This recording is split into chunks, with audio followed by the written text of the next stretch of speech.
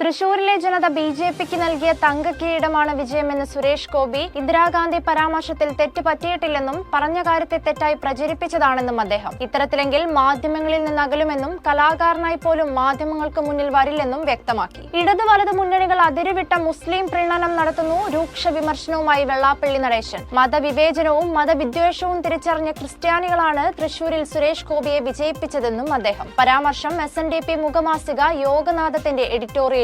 CPIM-നെതിരെ പരാമർശവുമായി പ്രതിപക്ഷ നേതാവ് VD സതീശൻ. CPIM-ൽ സംഭവിക്കുന്നത് രാഷ്ട്രീയ ജീർണതയെന്നും നേതാക്കൾ പരസ്പരം തമ്മിലടിക്കുന്നുവെന്നും ആരോപണം. വടകരയിലെ പോരാളി ഷാജി ഒരു പ്രധാന CPM നേതാവിന്റെ സംവിധാനമാണെന്നും VD സതീശൻ ആരോപിച്ചു.